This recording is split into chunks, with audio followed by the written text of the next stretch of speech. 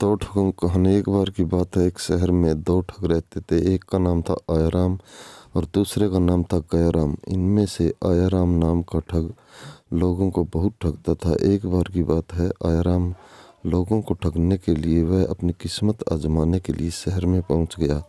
किस्मत ने साथ दिया और लोगों को खूब चकमे देकर उनसे बहुत सामान तथा रुपया पैसा बना लिया।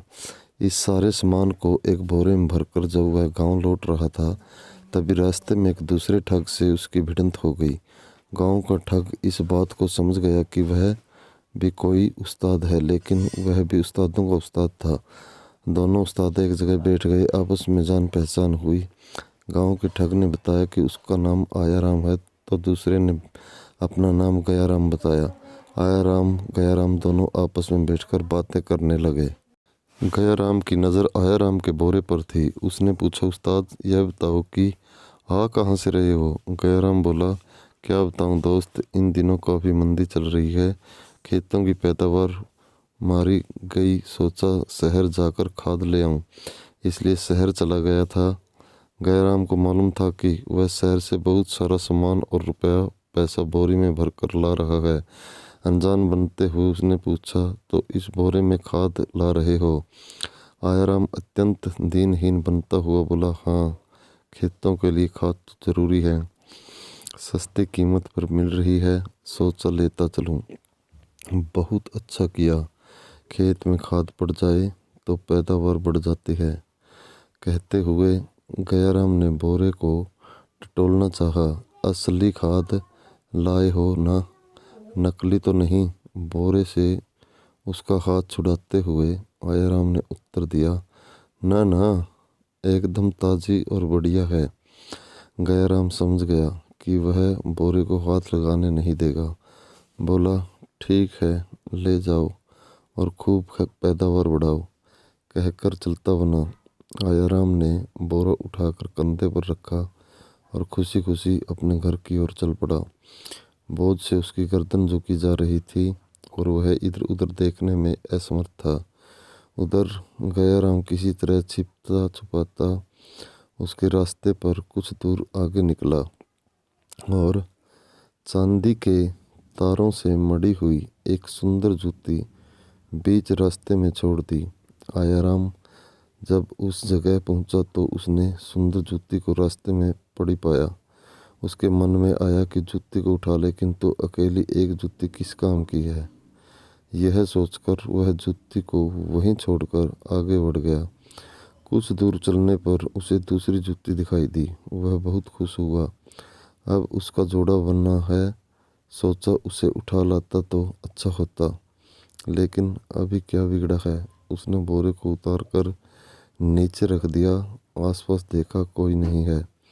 वह जुत्ती लेने के लिए पीछे लौट गया। वापस लौटने पर आयाराम ने देखा कि उसका बोरा गायब है। उसे समझते देर न लगी कि बरखुदार ने उस्तादी दिखाने में कसर नहीं छोड़ी। आखिर वह बोरे को उड़ाकर ले ही गया है। कोई बात नहीं, जाएगा कहाँ।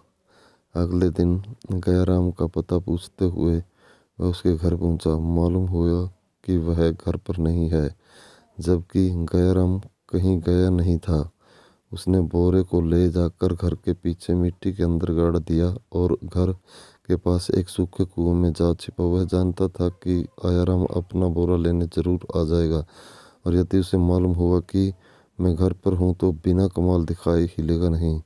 गयाराम को घर न पाकर वह मकान के आसपास छिपकर बैठ गया। उसने देखा कि सुबह शाम गयाराम की घरवाली कुएं के पास जाकर उसे खाना खिलाती है और कुएं पर देर तक वहीं बैठकर बातें भी कर लेती है। एक शाम को आयाराम उसकी घरवाली से पहले कुएं पर जा पहुंचा और रस्सी में सूखी रोटियां बांधकर कुएं में लटका दी।